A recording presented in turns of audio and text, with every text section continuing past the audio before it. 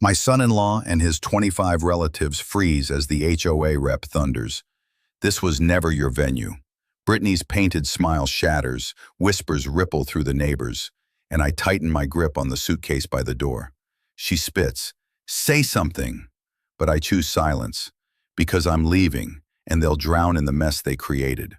I'm at the stove wiping splattered grease with a cloth when the back door swings open without a knock. Brittany's heels click across the tile as if it's her stage. "Helen, set out the guest towels. We'll have 25 this year. My family can't wait to see how charming our Christmas looks." She doesn't ask, she declares. For 5 years, she has treated my kitchen like a free banquet hall. My son Caleb calls it keeping peace. But peace is a thin excuse when your own daughter-in-law treats you like the maid. I glance at the wall calendar, December 24th circled in red. 3 weeks away. "You'll handle the cooking," Brittany adds, dropping a glossy catalog on the counter.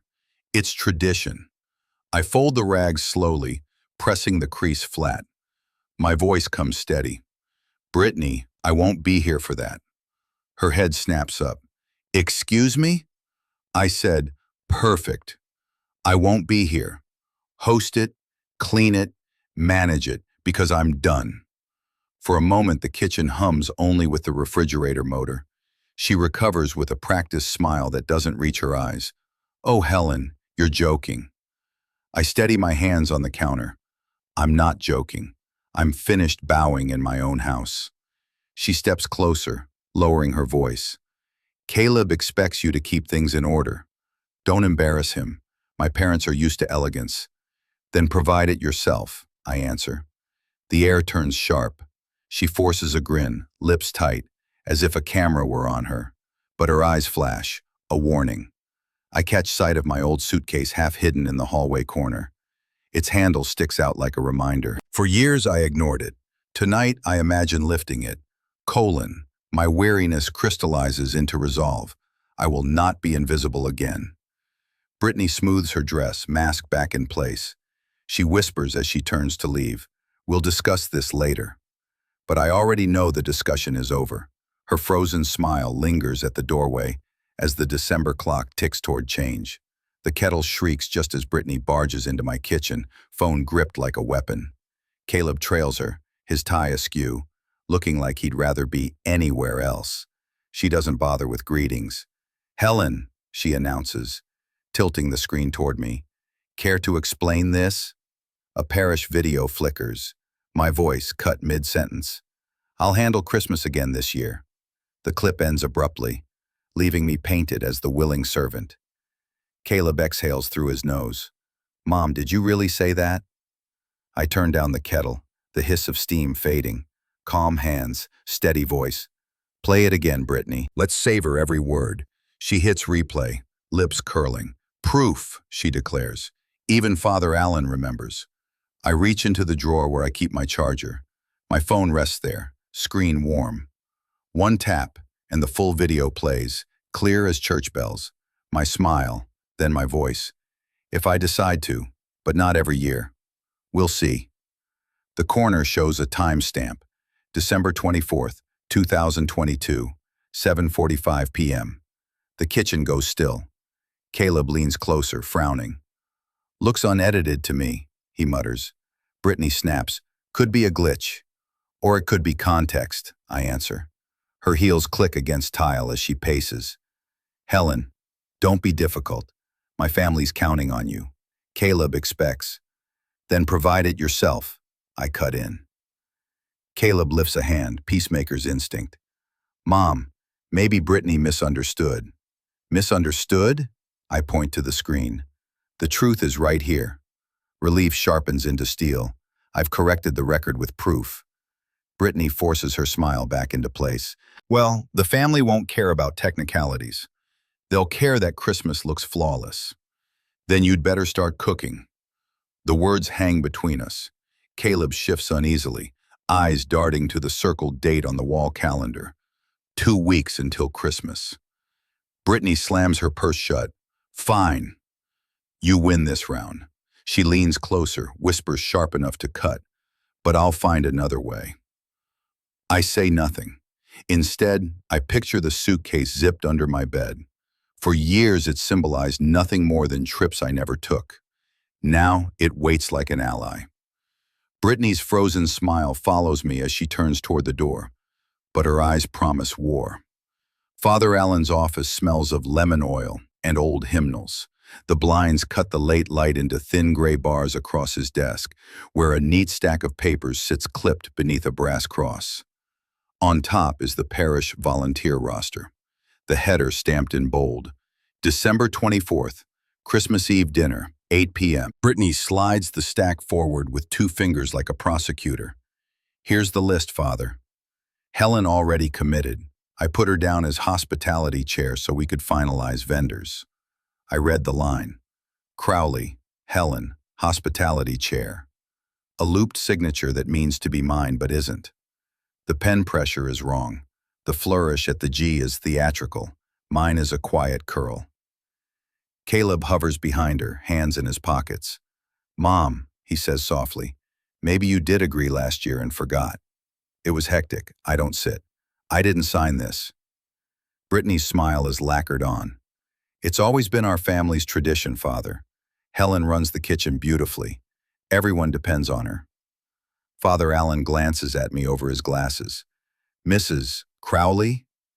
My handwriting isn't on that page, I say, and tradition is not consent. Brittany exhales a theatrical laugh. She gets overwhelmed sometimes. Don't patronize me, I cut in, tapping the header with one finger. This stamp says Christmas Eve, 8 p.m. That's a deadline for volunteers who actually volunteered. Cross my name off. I didn't sign it. The room cools. The old radiator ticks. Caleb steps closer to the desk as if proximity can change ink. Mom, please, he murmurs. Let's not make this a scene in Father's office. Embarrassment, I say, is being conscripted with a forged signature. Brittany's smile thins. Forged is a strong word. So is hospitality chair when the chair wasn't asked to sit. Father Allen raises a hand for quiet. He slides the page toward himself and studies the line again, then reaches for a small card file. When parishioners sign up for recurring roles, we keep samples. He extracts an index card with my name from a previous fundraiser, sets it beside the roster and squints. The tail on the G is indeed different. Caleb shifts, cheeks pinking. Could it be hurried? I keep my voice even. My voice holds steady. Respect is not negotiable. I won't run your dinner, Brittany. Not this year. Brittany leans in, dropping her voice to sugar. Helen, think bigger than yourself. People in this parish admire you. They expect you. If you back out, how will that look? Honest, I say. It will look honest. Father Allen sets down his pen. Mrs. Cole, if the name was written without consent, it must be removed. Service here is an offering, not a mandate. I'll make a correction. Brittany's chin lifts a fraction. We're very close to Christmas, Father. Someone has to keep things from falling apart. Then someone who agreed to do so will, he replies gently. Not Mrs. Crowley. Silence threads the room. The brass cross reflects a sliver of winter sun. I let my hands rest at my sides, loose and warm. For the first time in years, I am not apologizing for breathing. Caleb tries one more time, a son caught between 2 loyalties. Mom, could you at least help a little? Just for the optics, people talk. Let them, I answer. They can talk about consent. Brittany drums a nail on the desk. We'll be humiliated. You forged humiliation into the roster the moment you wrote my name, I say. Cross it off. Father Allen nods. He draws a faint line through Crowley Helen, then writes, removed at parishioner's request, in the margin. The faint scrape of pen on paper is louder than Brittany's breath. He stamps the page with a small purple seal and dates the correction. The header, December 24th, 8 p.m., gleams like a clock face. Brittany watches the motion, stone still. Her eyes flick toward me and harden. The parish will think you've abandoned us, she whispers as we step into the corridor. I meet her gaze. No, they'll think I chose not to be used. Out in the hall, the night air from the side door smells of cold and pine. I picture my suitcase at home under the bed, handle tucked but ready, the weight of it fitting my palm. Not an escape this time, a boundary made visible. I breathe in, slow and level, and do not look back. The automatic doors sigh open, coughing out warm grocery air. Citrus, rotisserie chickens, and artificial pine. Brittany's voice hits before I clear the cart corral. She stands near the poinsettias, phone up at selfie height, talking as if the parking lot were a stage. "Savannah, get ready," she trills to her camera. "Mom's doing 25 place settings. Silver, not stainless. It's going to be perfect." I slow. The cart rattles against the yellow curb. In my pocket, my phone buzzes with a subject line from the HOA. Holiday events, 10 days to go. The banner rolls across the lock screen like a timer I didn't set. Mrs. Dorsey is 2 steps from Brittany, arms folded around a reusable tote, smile small and careful. "That's generous of Helen," she says. "She told me she was traveling." Brittany keeps the lens glued to her own face. "She says that every year. She always comes around." I step closer. "Good evening, Mrs. Dorsey." Brittany flicks her eyes at me, then back to the camera. "And here she is, our host. Not our anything," I say calm. "Hi, June." Mrs. Dorsey's eyes tip to me, curious. "You heading somewhere fun, Helen?" "Eventually," I answer, "but not to a kitchen." Brittany lowers the phone just enough to hiss. "Tradition matters, Helen. Consent matters more," I say, fingers tightening around my keys. The metal bites my palm. Small, square, solid. It feels like the suitcase handle I've been picturing all week. Caleb once told me to pick my battles. I'm not picking. I'm recognizing the one they keep bringing to my doorstep. Brittany pivots back to performance. "We'll do 3 turkeys and a ham," she declares for her followers. "Grandmothers make everything better." "Then text yours," I say. Her smile stutters. Mrs. Dorsey coughs into her sleeve to hide a laugh that isn't quite a laugh. "June," Brittany says, regaining pitch, "please bring your famous pecan pie." Helen's kitchen is practically a community space. "Correction," I say. "It's my house. Community ends at my front door." For a second, the parking lot goes quiet. No carts, no doors, just the click-click of Brittany's nails on her phone case as she recalibrates. The pose returns. "Anyway," she says into the lens, "we're all set. 25 confirmed. Can't wait." "Confirmed by whom?" I ask. She doesn't turn the camera. "By family," she sings. "By love." "By assumption," I reply. Mrs. Dorsey cuts in lightly, folding her tote tighter. "Brittany, did you say silver place settings? That's ambitious." Brittany's chin lifts. "Helen keeps heirloom service. She's proud to lend." "I'm not lending," I say. "Not hosting. Not cooking. If guests arrive, they'll need paper plates." Her smile strains. "You wouldn't do that to my family." "I wouldn't do that to any family. That's why I'm telling you now, so you can plan accordingly." Mrs. Dorsey glances between us, the human metronome of neighborhood gossip, her eyes registering the mismatch between what's being sold and what's real. Brittany slides the phone back into her purse. "You're making a spectacle." "You're making promises with my name on them," I answer. "Stop." She steps closer, voice low. "Caleb will be mortified." "Caleb can be honest," I say. "Mortification clears fast. Lies take longer." Brittany pulls back, forces a smile broad enough to crack lipstick. "We're fine," she says to no one, then to everyone. "Everything's on track." "Noted," I say, turning my cart. "Next time, ask the host." Colon. My annoyance cools into something cleaner. Resolve hard enough to lift. I will not chase their lies around town. As I wheel away, the phone buzzes again. Another community blast with that same strip of text. 10 days to go. The countdown isn't a threat, it's an exit sign. I pass Mrs. Dorsey. She holds my eye for half a beat, then lifts one eyebrow, just a notch, like a bookmark slipped into a story she plans to finish later. Father Allen's office is cooler this time, blinds half drawn against the winter sun. The parish crest glints on a blue folder atop his desk. Brittany is already seated, legs crossed, papers in her lap. Caleb hovers behind her like a shadow unsure of its shape.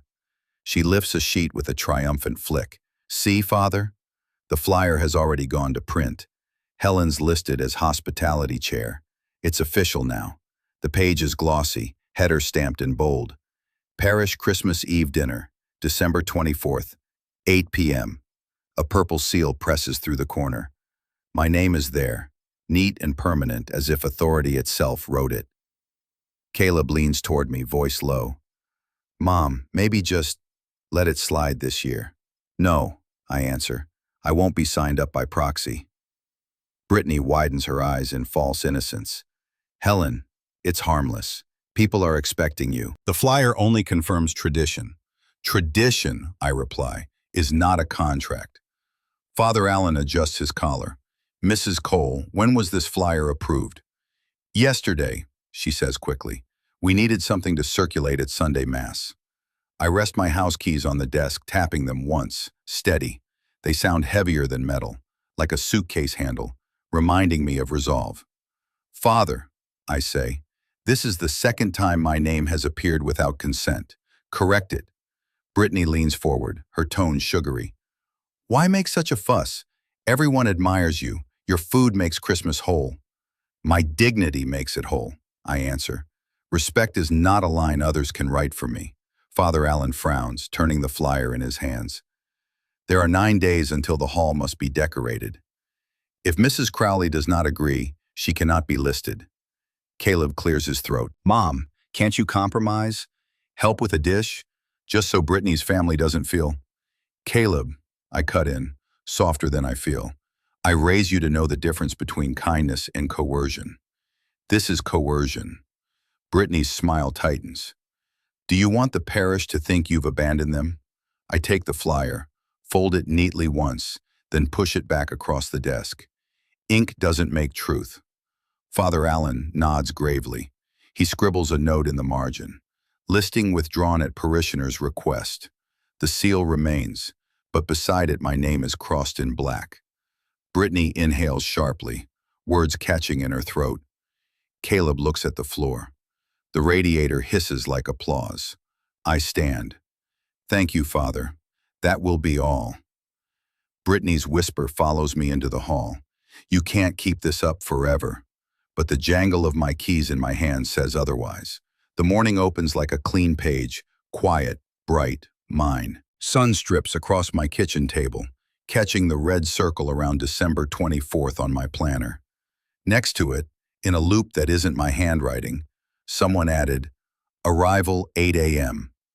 Brittany's pen likes to wander.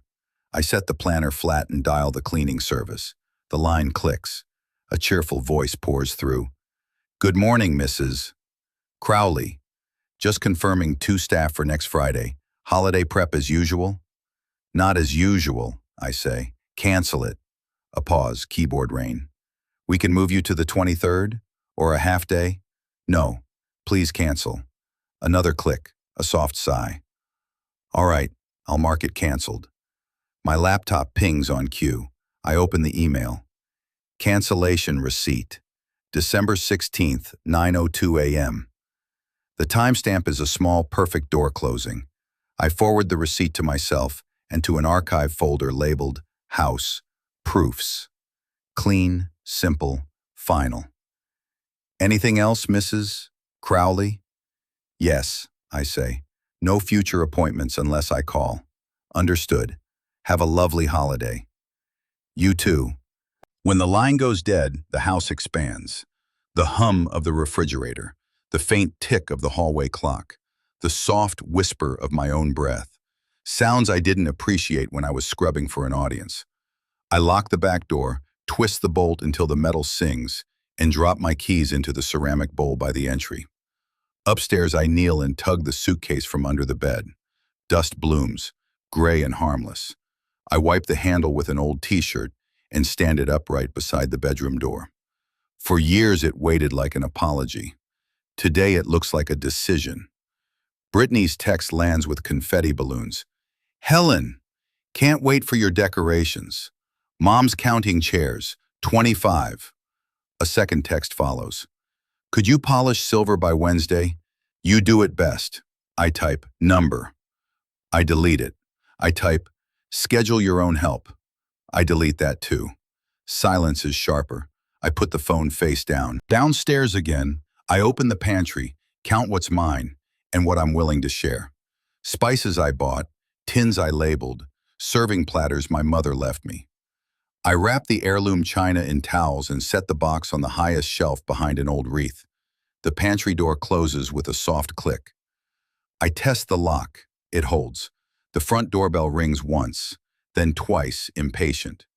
Through the glass, I see a delivery kid with an enormous plastic bag. I crack the door. Mrs. Crowley? Brittany ordered holiday napkins to this address. Wrong house, I say. Please ask her for the correct delivery. He glances at the name on his phone. It says your name. I didn't order them. He shrugs, strips the stickers, and wheels the bag back to his car. The bells on his hat jingle down the walk, merry and misdirected. My phone buzzes again. Quick favor, can you confirm the cleaning crew access on the 23rd? Brittany always texts like the decision's already made. I send nothing. I print the cancellation receipt and slide it into a clear sleeve in my kitchen binder. One document per lie. That's a rhythm I can keep. Colon. Quiet relief hardens into readiness. My house remembers who it belongs to. I walk the rooms with a mug of coffee, not a rag. The living room, with its wool throw and the faint pine sap scent from last week's wreath, feels like a place to sit, not perform. I check windows, latches, the side door. Each click is a boundary spoken aloud. Back upstairs, I lay 3 shirts and a book into the suitcase, then the charger, then my spare reading glasses. I zip the case and roll it to the hall where I'll see it when I pass. Every time I see it, I'll remember. Choice. Another text ricochets in. Update. My Aunt Valeria is allergic to rosemary, so avoid that in the stuffing, okay? Thanks. I stare until the message dims. Then I open my notes app, type a single line, do not cook, and pin it to the top. Not for Brittany, for me. The clock in the hall marks the minute. I lift my eyes to the calendar again. December 24th, arrival 8 a.m. The red circle no longer feels like a demand. It looks like a boundary drawn in permanent ink. Brittany's last bubble pops onto the screen, bright as a party horn. Can't wait for your decorations. I let it sit there, unanswered, until the phone goes dark. Brittany doesn't knock. She glides straight into my living room with a ring light already clipped to her phone, a halo of cheap daylight snapping on. Snowflake confetti blooms across her screen. Holiday filter. She tilts the camera until it flatters her jaw. Hi, friends, she sings. Quick update from our holiday headquarters. We're hosting the big Christmas Eve dinner right here, 25 relatives, and my mother-in-law is already prepping everything. The live badge glows crimson in the corner. 143 viewers tick to 146. A holly banner scrolls beneath. 9 days to Christmas Eve. I stay in my armchair, a ball of yarn resting like a small cat in my lap. The suitcase I set by the door this morning catches the ring light, a slim shine along the handle. I smooth the yarn without knitting. The pantry door, locked, sits in the frame's edge like a shut-eye. Brittany sweeps the camera toward the kitchen. Look how spotless. That's because we started early. Caleb loiters behind her, hands in pockets, shoulders high. He tries a smile that never lands. Under his breath to me, please don't start. His eyes flick, not now. I won't, I say, and I don't. I unlock my own phone and open the camera. My thumb hovers, then taps record. Brittany turns back, voice syrup smooth. We're doing 3 turkeys, 1 maple glazed ham, sweet potato casserole, pecan pie, 2 kinds of dressing, traditional and gluten-free, because we're inclusive. Hearts float up the screen. Comments stack. OMG Queen, drop the recipes. What's your gravy trick? She beams. It's easy when you have a mother-in-law who lives for this. She insisted on hosting again. I let my eyes rest on the suitcase handle while the camera drinks her words. Caleb ventures a weak laugh. Britt, maybe dial it back? People will expect excellence, she says, slicing him off with a look. Back to the lens, bright again. We'll also have a cocoa station, church friends stopping by and, get this, vintage silver place settings. So classy. The place settings she's never polished. The silver she has never washed, dried, or put away. Show the pantry, someone comments. Oh, it's a mess right now, Brittany says lightly. We're mid-sort.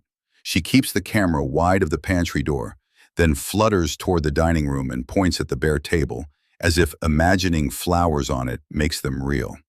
Her voice can lie, but the camera doesn't forget. She pivots back to me. Say hi, Helen. I look at the lens. Hello. She's modest, Brittany tells her audience. But she promised, months ago. No, I say level, I didn't. Brittany laughs to the audience. Ha ha, see what I deal with. Then steamrolls. Anyway, family is flying in from Miami and Raleigh. Aunt Valeria can't wait to try Helen's famous rosemary stuffing. Caleb flinches. She's allergic to rosemary, remember? He whispers. Brittany's smile freezes for half a heartbeat before thawing. Right.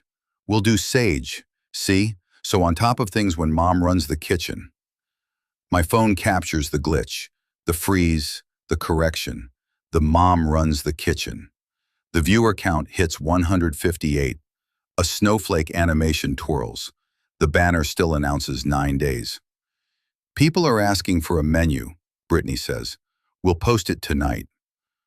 We won't, I answer softly. Caleb pinches the bridge of his nose. He's not my enemy, only a man who likes shortcuts more than truth. He mouths again. Please. I lower my gaze and let the moment pass over me. Brittany steps closer to the ring light and adds a final glaze of certainty. My mother-in-law has the biggest heart. She's already prepping everything I press stop, then save. The clip name autofills with today's date and time. On the frozen last frame, Brittany's hand is on her hip, chin lifted, promise sealed in pixels. The suitcase handle glints at the edge like a witness. Stay tuned, Brittany trills, killing the live. The ring light winks out, leaving the room's softer winter light exposed. Quiet returns like honest air. Caleb exhales. This is getting out of control. Then control it, I say, not unkindly. Start with truth. Brittany pockets her phone, voice back to private volume. You'll make me look like a liar. You did that yourself, I answer. She turns to go, then half turns back toward me. People are excited, she says, as if excitement can write checks. Don't ruin it. I won't ruin anything, I say. I just won't build your lie. No shouting, no scene, just the clip in my camera roll and the little red circle burned into memory. Live. I open photos and tap Save to Archive. Then I back it up to my cloud and to a private album named House Proofs. A simple habit now, one document per lie. Caleb lingers in the doorway, hands on the jam like he's bracing for a wind. Mom, can we just get through this month without a war? We could, I say, if people stop drafting me into one. He nods, small and miserable, then follows Brittany out. The ring light's suction cup leaves a faint circle on my mantle. I wipe it away with my sleeve. I glance at the suitcase by the door and touch the handle with 2 fingers. It's cool and real. The pantry door stays shut. My phone screen, dim now, holds a square thumbnail of Brittany's brightest smile and her most useful sentence. Proof. And a clock that won't forget. The chime of my laptop startles me. A new email from the HOA lands in bold across the top of the screen. Subject: Clarify venue for holiday dinner? I click it open. Their questions pile up, clipped and formal. Which facility has been reserved? Has catering been confirmed? Will Mrs. Crowley's home again serve as the official site? At the bottom, a banner reminds me like a drumbeat. 1 week to Christmas. I lean back, eyes narrowing. Brittany's bravado has finally hit the first wall of paperwork. The phone rings before I can savor the moment. Her voice bursts down the line, high and bright. Helen! You'll tell them everything's fine, won't you? Just confirm the house. They're confused I let her words hang. The silence rattles more than argument. "Mom," Caleb says from the doorway, having overheard. His voice is tight, pleading. "Just smooth it over. Tell them we're set, please." "Set?" I repeat. "For 25 people? With no permit, no catering, no agreement from me." Brittany forces a laugh. "Details, details. They only need reassurance. Just reply with one line. Yes, confirmed, easy." I hover over the keyboard. Instead of typing, I click Save As. The thread slides into a folder labeled Proof. Silence can be sharper than denial. Truth ripens on its own. "Brittany," I say into the phone, my voice even. "You built this story. Answer it yourself." Her cheer hardens into steel. "If you won't, you'll make us all look foolish." "That's not my doing," I answer. Caleb rubs his forehead.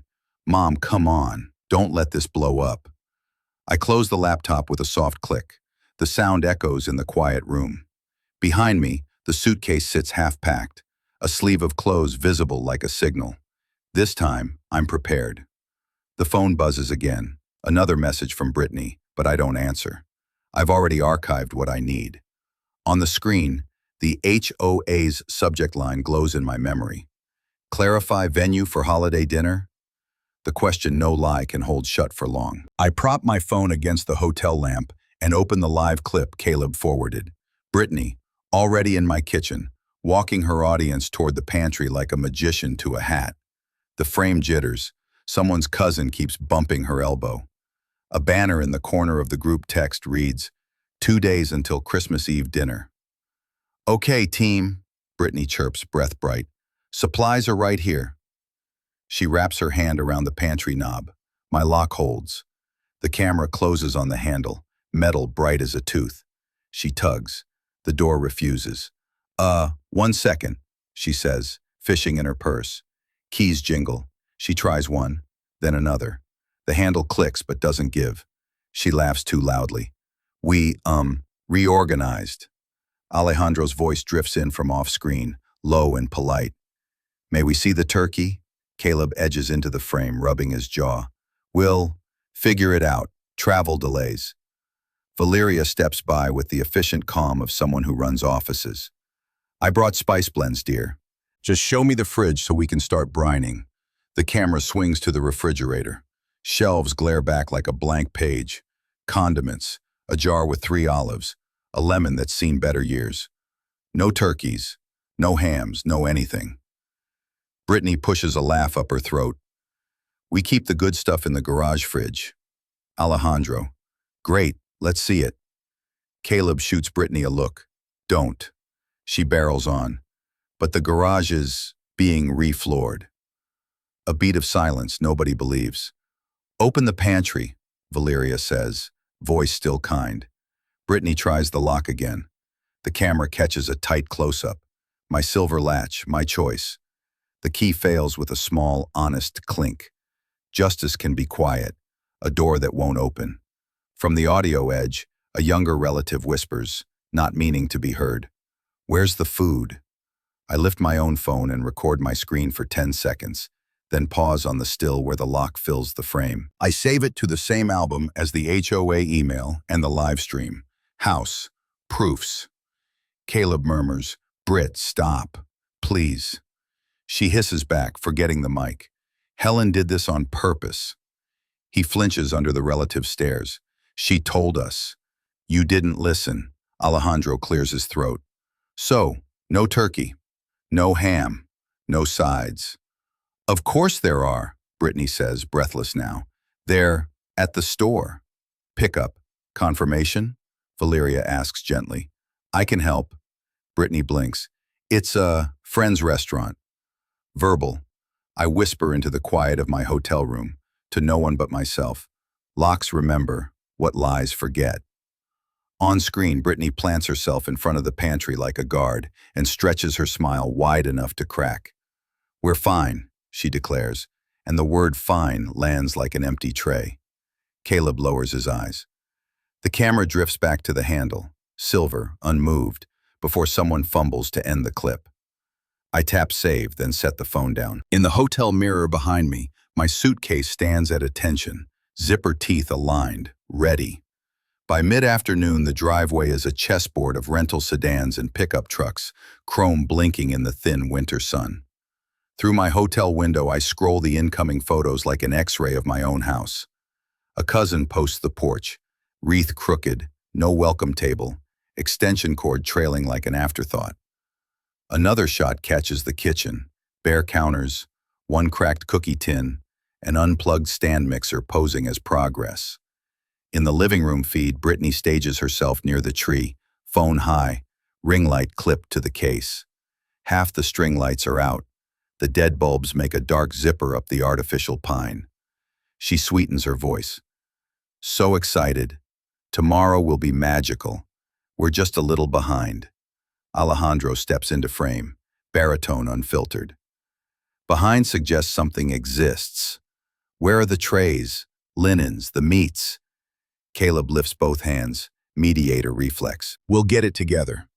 It's just, timing. Mom usually, Brittany seizes the stammer. Yes, Helen dropped the ball. I trusted her. And now? Valeria's reply is quick, clean. Don't rewrite the week. You posted that you had everything handled. She raises her phone. The screen shows a pause square from Brittany's own live stream. My mother-in-law is already prepping everything. Brittany's smile twitches. Context. People twisted what I said.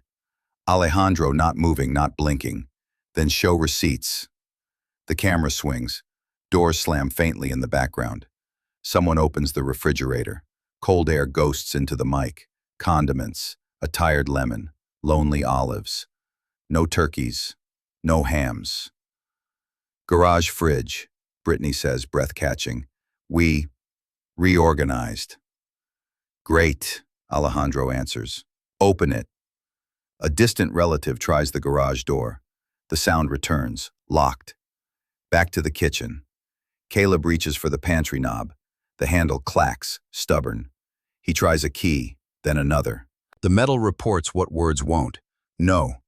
A younger cousin whispers near the phone, not meaning to be heard. Where's the food? From my hotel chair, I press my palm to the suitcase lid. Sometimes you win by not stepping in. The silence itself condemns.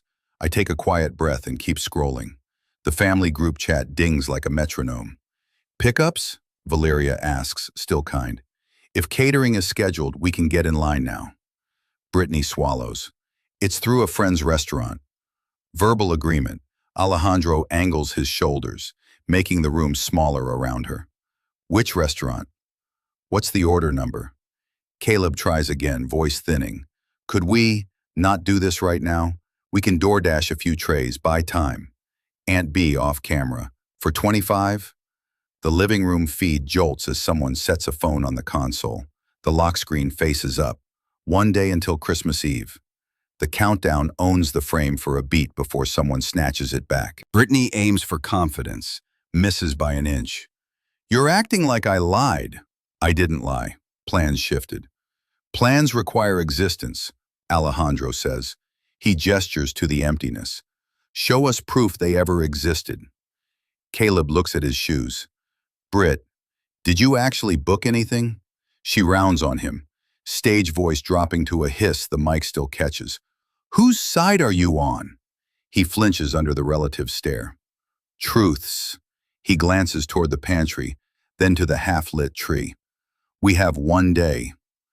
Brittany spins toward the audience again, pasting on sugar. We're fine. The word clangs. A nephew edges in, curious. If Helen's hosting, where's Helen?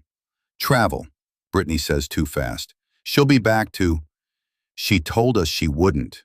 Caleb cuts in, softer but final, weeks ago. That lands like a gavel. The murmurs sharpen. Valeria lowers her phone, voice even. Brittany, this isn't about embarrassment.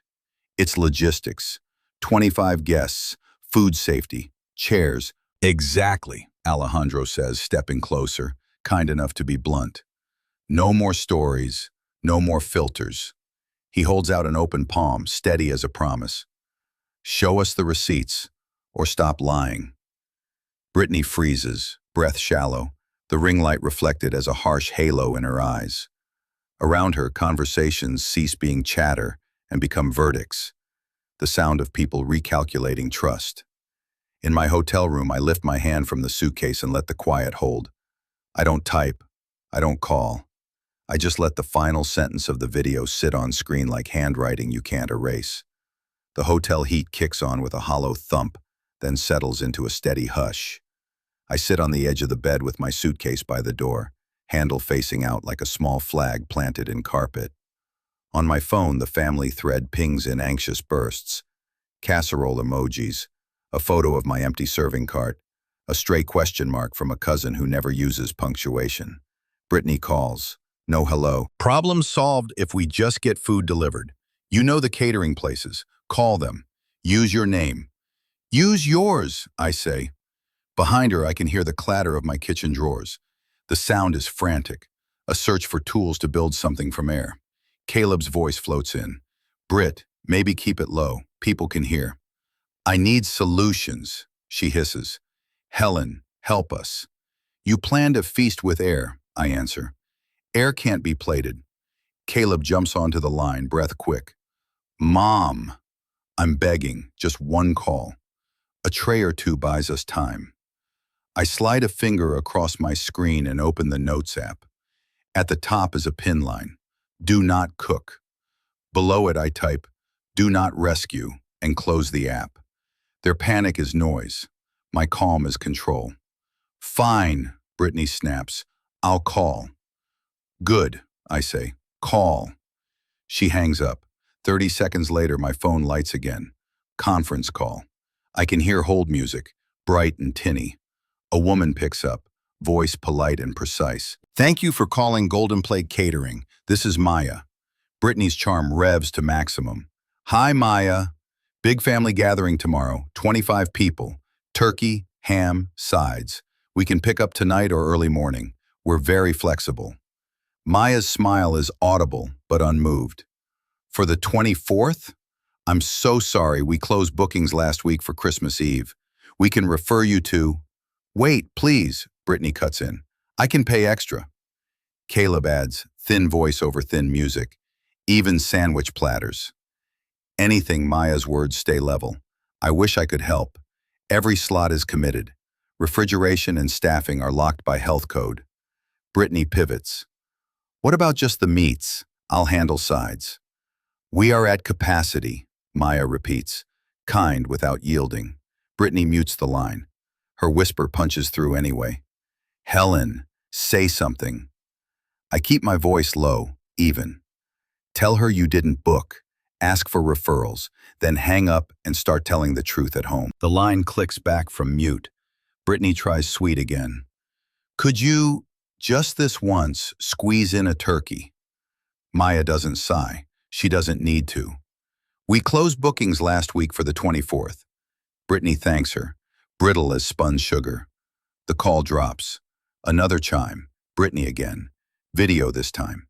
The angle is bad. My kitchen ceiling glows pale, and the half-lit tree blinks in the next room like tired Morse code.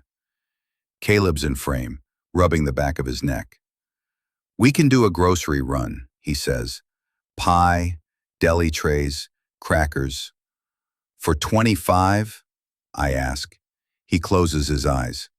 It's something. It's noise, I say. Feed them if you can, but stop pretending there was a feast in the first place. Brittany wedges into frame. We just need momentum. You need honesty, I say. Her jaw sets. She switches the camera and shows a printed menu she made on floral stationery. Dishes I won't cook. Timings I won't keep. She shakes the page like it can conjure reality. Peter rustles. Cupboards answer with hollow echoes. On my desk, a sticky note sits beneath the lamp, straight as a plumb line. Noon tomorrow. Return. I lift my phone and add a calendar card for myself. Lunch in 4 hours. The mini card pops up on the lock screen, a small square of order in a morning full of scramble. Caleb leans toward the lens, voice quiet. Mom, can you at least come home now? Not to cook, to be here. I will, I say, when it matters most. When is that? Brittany snaps. You'll know, I answer. Silence opens like a door. In it, I hear everything they've been ignoring. The emptiness of a fridge, the click of a lock, the limits of pretending. I reach for the suitcase handle, press and release. I don't need to hold it. It's enough to know I can. The phone lights again. Not them this time. A cousin's group text pops up with a photo of my dining table, bare as a stage before the curtain. Where should we set the food? Someone writes. No one replies. Brittany's number flashes once more. She has the clerk from another caterer on speaker now. Different voice, same answer. The sentence lands like a stamp, final and neat. We closed bookings last week for the 24th. I set my phone face down and let the quiet stand. The hotel room smells faintly of citrus cleaner and old carpet.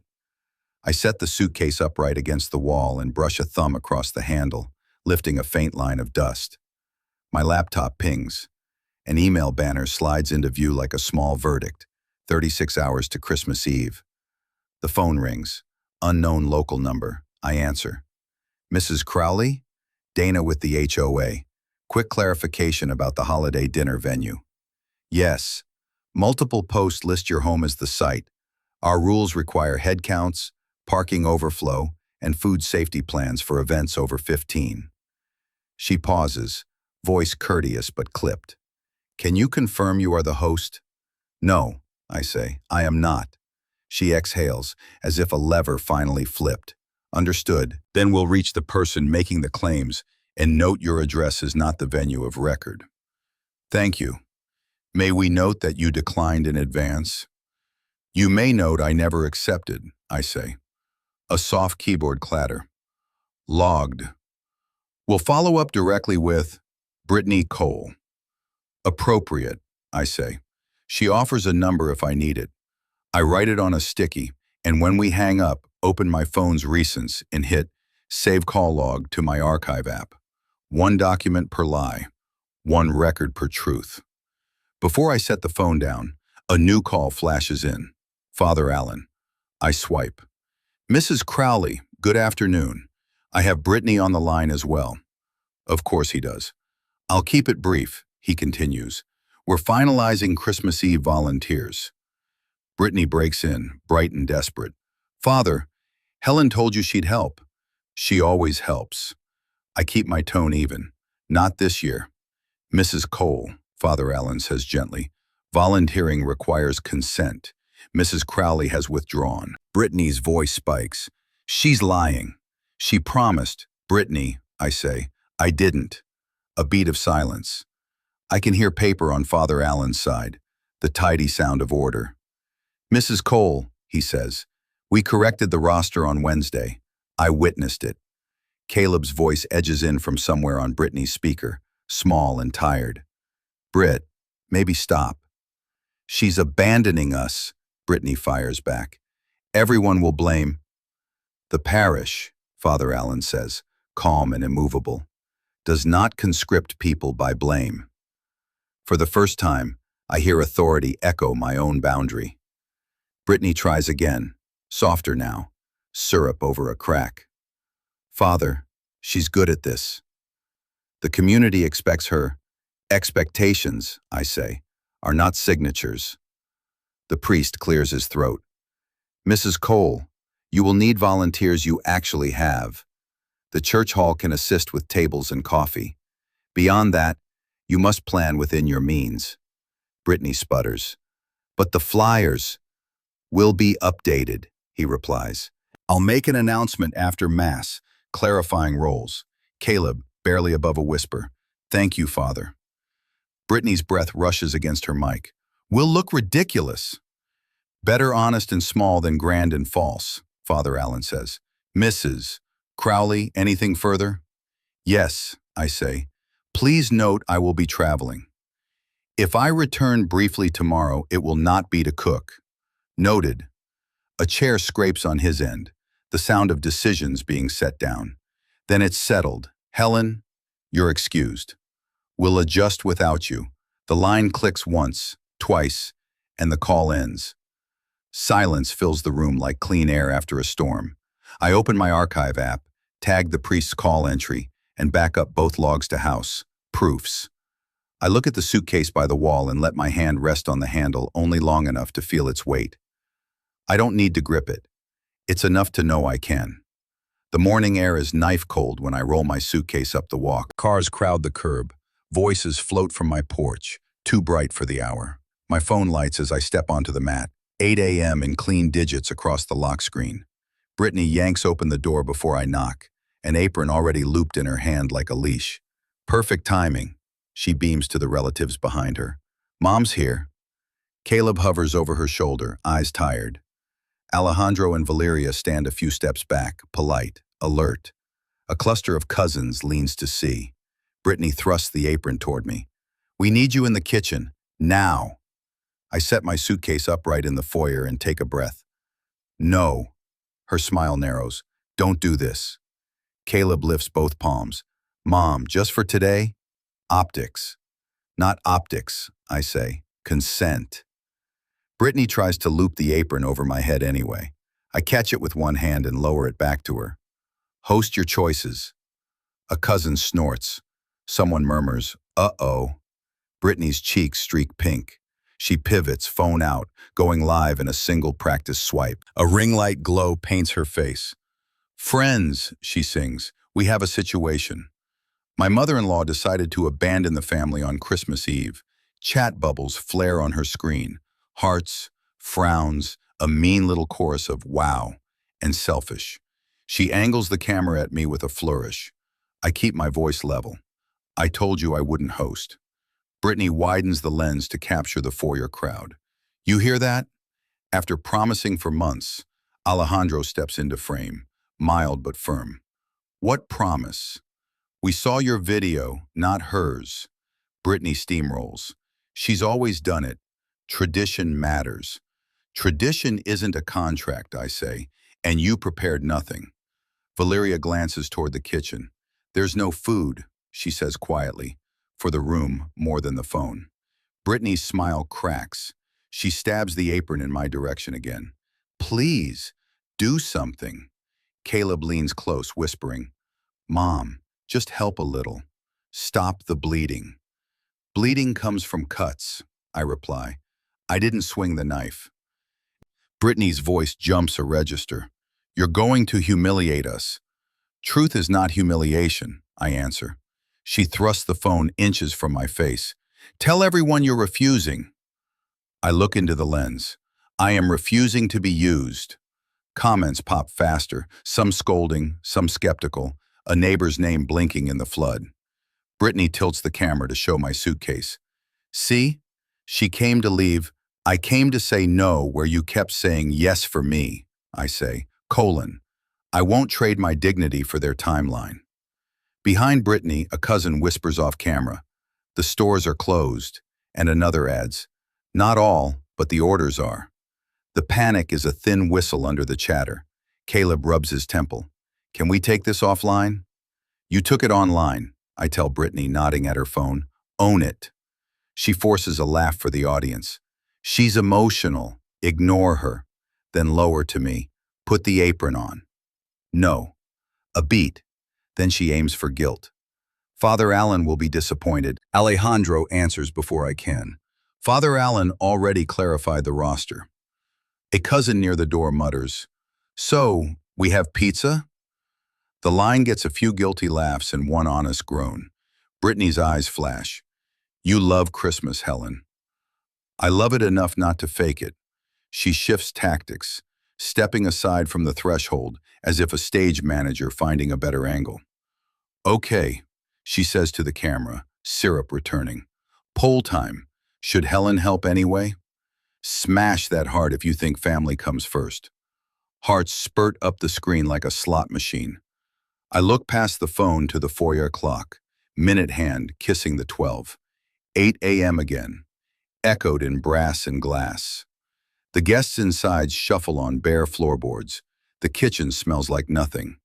Caleb touches my arm. Please. I said no, I answer steady. A sound carries from the kitchen, the hollow pop of a cupboard opened to emptiness. Valeria meets my eyes. It isn't accusation, it's confirmation. Brittany crowds me with the camera one last time, jaw tight, voice glossy. Final chance, Helen. Apologize and step up. Apologize for what? I ask. For not catering a fantasy? The chat tings faster. Cold, monster-in-law, alone. Good for her. Brittany's thumb hovers over the screen, drinking the tide she poured. She turns the lens back to herself and draws a brave breath. Okay, she says brightly, we'll pivot. Quick poll. Publix or Kroger? Alejandro's baritone cuts the sugar. You should tell the truth first. Brittany's smile freezes. She stares into her own ring of light as if it owes her a miracle. I lower my phone and the lock screen wakes.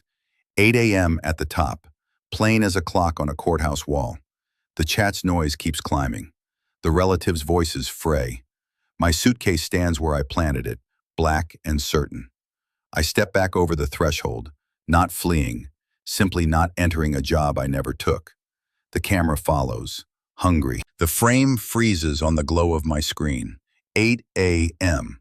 as I angle it away from Brittany's lens. By late morning, the porch smells like cold sap and spilled coffee. A thin line of relatives has formed at my door, clutching grocery bags like talismans. Crackers, soda, paper plates, a tub of store frosting balanced like a crown. Brittany stands on the top step with her phone lifted high, ring lights stuck to the case again, the noon glare bleaching everything flat. Update, she sings to her audience. Tiny hiccup, but we're full steam ahead. Family is teamwork. Caleb hovers at her elbow, eyes shadowed. Alejandro and Valeria occupy the threshold like patient sentries. Mrs. Dorsey has migrated to the walkway with her tote and a look that says, I'm not missing this. I plant my suitcase just inside the foyer and rest my hand on the handle once. The plastic is cool, textured. I release it and keep my palm open. Not a flight, a boundary. Brittany tilts the camera toward me. Helen, tell everyone we're still hosting. No, I say. She forces a laugh that scrapes. She's playing. We love a little drama. Britt, Caleb murmurs. Just maybe stop filming? She doesn't. Poll time, she chirps. Should Helen pitch in anyway? Hearts pour up the screen. Comments pop. Family first. Be the bigger person. Where's the turkey, though? Alejandro steps closer, tone even. Stop asking a camera what work belongs to you. Brittany ignores him. We're pivoting to a modern, tapas-style Christmas, she announces, as if inventing a new holiday on my porch. Right, Helen? If you need a host, I say, be one. A few cousins snicker and then look guilty about it. Valeria glances down the street. Heads up. A white SUV idles to the curb with a magnetic placard on the door, the HOA seal. Brittany squares her shoulders and beams brighter. Perfect. The HOA loves community. Dana steps out in a neat wool coat and practical shoes, clipboard tucked under her arm. Her smile is polite, professional, the kind that makes people check their own tone. Good morning, she says. I'm Dana with the HOA. We've had multiple inquiries about overflow parking, catering drop-offs, and event permitting for this address. Brittany throws charm like rice. Hi, Dana. We're just having a cozy family dinner. Nothing to worry about. Her camera never wavers. Helen hosts every year. Dana checks her clipboard. Our records list no approved event at this address today or tomorrow. She looks at me, not unkindly. Mrs. Crowley, do you confirm you are not the venue of record? I am not, I say. Brittany laughs fast. We didn't file because it's small. Just 20-ish. 25, Alejandro says helpfully. Dana nods once. Over 15 requires overflow plans and a food safety outline if hot food is advertised. We have plans, Brittany insists. We're flexible. What are they? Valeria asks, mild as tea. Brittany flutters a hand. Evolving. Dana tracks the ring light with her eyes, then addresses the group, voice carrying just enough. To be clear, this address is not the venue of record. Please refrain from blocking the street. If catering trucks arrive, we'll redirect them. The air thins. Mrs. Dorsey's eyebrow climbs by a millimeter. A small municipal sunrise. A chat bubble blinks on Brittany's screen. What's a venue of record? And another. Yikes. Caleb turns to me, begging quietly. Mom, just tell her it's fine, for today. It isn't, I say. Brittany whirls. Dana, we're a loving family. Do rules really matter on Christmas? Dana's professionalism never cracks. Rules are how neighbors stay loving after Christmas. A cousin at the bottom step whispers, so are we eating? Someone else answers, Publix? And a third says, everything's sold out. And the whisper becomes a slow ripple of logistics and disappointment. Brittany raises her phone higher, trying to reclaim the sky. Friends, this is a simple misunderstanding.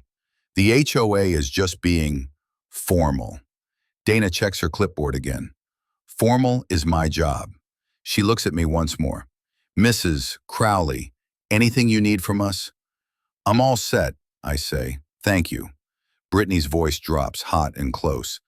You're enjoying this. I'm enduring it, I answer. Caleb presses his palms together like a man praying to stop time. Please, just say we can stay. You can stay, I say. You can't turn me into staff. Brittany flicks the apron she's been hiding behind her phone. A last bid. Put it on. Let people eat. Hungry isn't an argument, I reply. Hunger is a plan you should have made. Dana clears her throat, a small gavel. We're done here unless vehicles block the street. Again, this address is not the venue of record. The sentence lands on the porch like a stamp. Brittany's smile freezes, eyes caught between the ring light and the clipboard, between audience and authority. The chat hiccups. OMG HOA, neighbor drama live. One solitary, Helen is right. Mrs. Dorsey hugs her toad closer, murmuring just loud enough for the nearest cousin to hear. Paper plates travel. Alejandro exhales, not gloating. Tell the truth, Brittany. Valeria adds, gentle as a comma, and start with, I made a mistake. Brittany backs toward the door, phone still up, voice tinny now. We'll pivot, she says. We love a pivot. Caleb touches my sleeve, defeat softening his shoulders. I'm sorry, he says. I know, I answer. Be useful now. He nods once and turns to the stairs, already fielding questions about stores and lines and who has what in their trunks. The foyer clock ticks. I lift my phone and the digits on the lock screen flip cleanly from 11:59 to 12 p.m. I step aside, off the center of the frame, and let the hour do what it always does. Move forward whether people are ready or not. By evening, the house hums with the kind of busy that pretends to be cheer. Peter plates, grocery deli trays, a plastic bowl of punch sweating onto a runner that doesn't fit the table. People keep their coats on. They keep their opinions warmer. I wheel my suitcase from the foyer to the living room wall and leave it there, closed. Not leaving, just choosing where I stand. Caleb meets my eyes, swallows, and nods like a man who is finally ready to stop negotiating with fog. Brittany appears at my elbow with a smile that shakes if you look too long. Let's keep things positive, she whispers.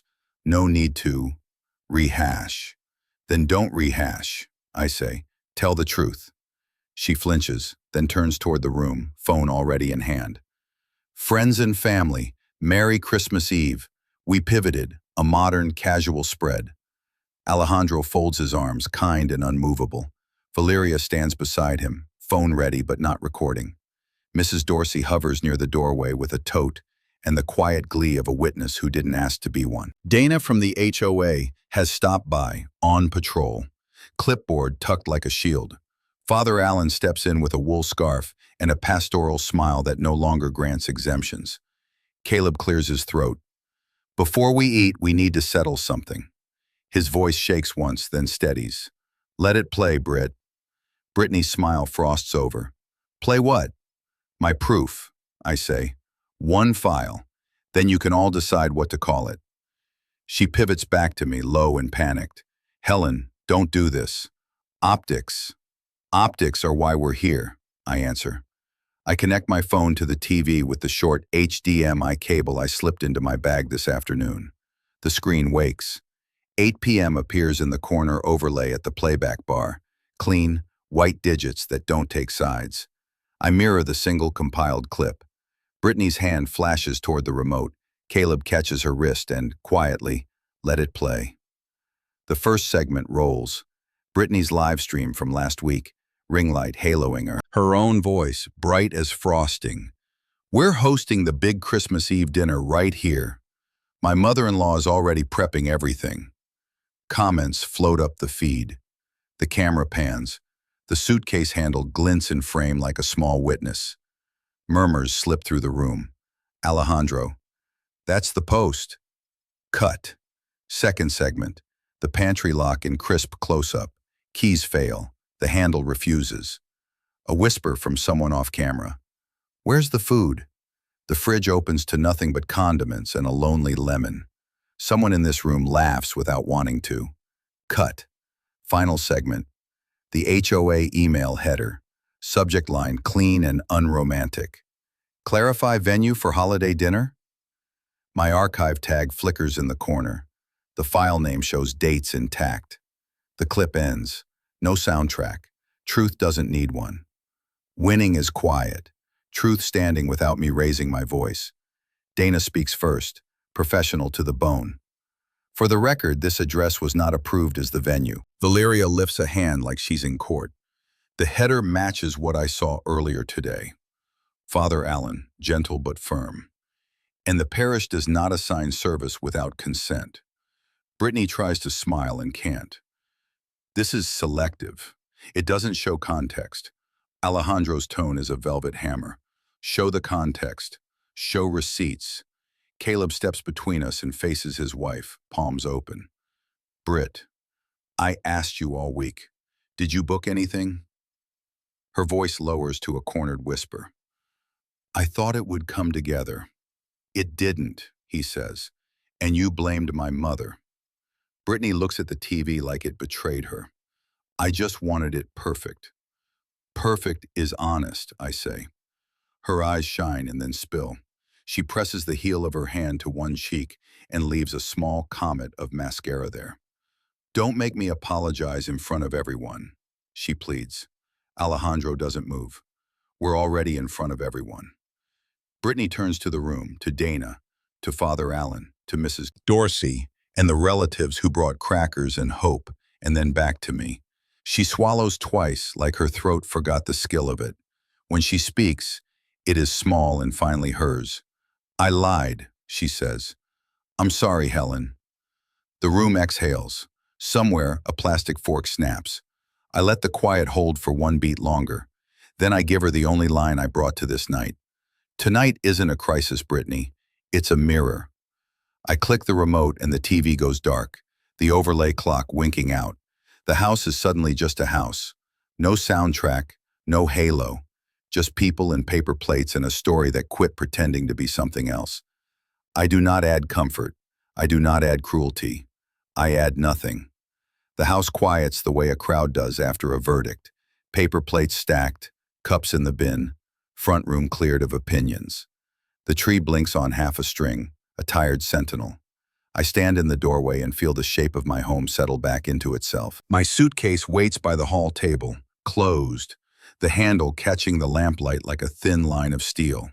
My phone buzzes once. An HOA email slides into view with the flat tone of policy. Volunteer roster. Helen Crowley. Removed. December 24th, 11:58 p.m. I take a screenshot, save the message into House, Proofs, and let the screen go dark. No parade necessary. Paper is enough. From the kitchen, a last bag ties off with a plastic sigh. Caleb walks in, sleeves rolled, face older by a few hours. Brittany moves behind him like a shadow that's learned its size. She carries her phone face down. Mom, he says, voice soft. I'm sorry. I nod once. Good. Not cruel.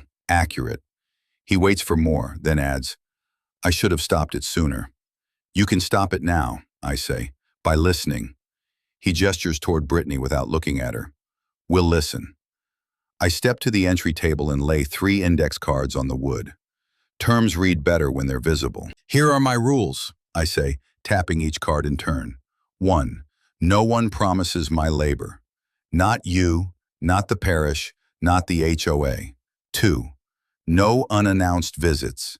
If you're coming, you ask. 3. My kitchen is not a community space. Brittany swallows. We'll respect that. Not we, I say. You. Her cheeks warm, she meets my eye. I will respect that. Caleb glances at the cards. We'll put it in writing. You already did, I answer, and slide my phone across to show the HOA email header again. Smaller now. Less dramatic than a video, but heavier than a speech. Records exist. Let's add one more, he nods. Text me the rules. I'll reply that I agree. Do it now, I say. He types. My phone buzzes on cue. Received. I agree to your terms. Caleb. And I save that screen too. Quiet. Tidy. One document per lie. One document per promise. Brittany's voice arrives small. Do you want me to post a correction? Yes, I say. Not a performance. A correction. 4 sentences. No music. She closes her eyes. I'll post after midnight. We'll make it boring, Caleb adds. Boring is honest. The house hums once as the heater turns on. I breathe in the ordinary smell of wool rug, old pine, and the faint citrus I prefer to chemical holiday. Father Allen calls. I put him on speaker. Mrs. Crowley, he says, gentle and official. The parish list has been corrected. I wanted you to hear it from me. Thank you, I say. He continues. Tomorrow's Mass will include a short note on volunteering. Consent only. No names. Good, I say. No names. He clears his throat. Peace to your house tonight. Peace to yours, I answer, and end the call. Brittany shifts her weight. The apology from earlier sits between us like a plate no one takes back to the kitchen. I won't ask you to help, she says. Not next year, not ever. You can ask, I correct. You don't assign. She nods, absorbing the verb change as if it weighs more than she thought. I won't assign. We stand a moment longer, the three of us. The house doesn't need a speech, it needs closure. I pick up the index cards and slide them into the thin drawer under the table, a place I use for spare keys and truths that must be near the door. Mom, Caleb says, hand halfway out, do you still want us to come by tomorrow? If you ask, I say, and if you bring your own plates. A ghost of a smile touches his mouth. We can do that. Brittany tries carefully. Do you need anything? I have everything I need, I say. The digital clock on the stove ticks over invisibly, but the mantel clock answers with a soft physical chime. Once, and then, after a breath, 11 more. I watch the seconds count out on my phone as the date flips cleanly. Christmas Day, 12 a.m. Not a miracle, a reset. For the first time in years, peace feels earned, not borrowed. Another message lands, short, dry, mercifully dull. Parish roster. Correction confirmed. December 25th, 12:01 a.m. I archive it without ceremony. Caleb rubs his palms together, suddenly practical. We'll head out. I'm going to take Brittany home. Brittany looks down. Thank you for not making it worse. I made it true, I say. At the door, Caleb pauses. Can I call tomorrow? Yes, I say. After 9. He squeezes my shoulder, then opens the door to the thin winter air. Brittany follows, quieter than I've ever seen her. Slip-on shoes whispering across the mat. They step onto the porch. I hold the door with my palm and say the last line I need to say tonight. No one assigns me duties again. Not you, not the parish, not this HOA. Caleb nods. Understood. I close the door softly. The latch answers with a neat final click. I slide the deadbolt, a sound that once meant retreat and now means choice.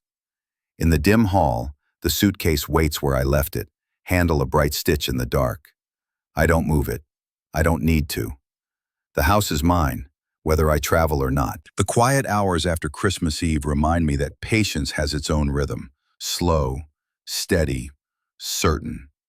Justice didn't roar. It settled like snow. Undeniable. My own house feels lighter. Boundaries intact. Silence earned. I rest my hand on the suitcase handle. Its faint click answering me. If you enjoyed this story, don't forget to like, share, subscribe, and comment your thoughts below. Type 1 if you resonate with this story.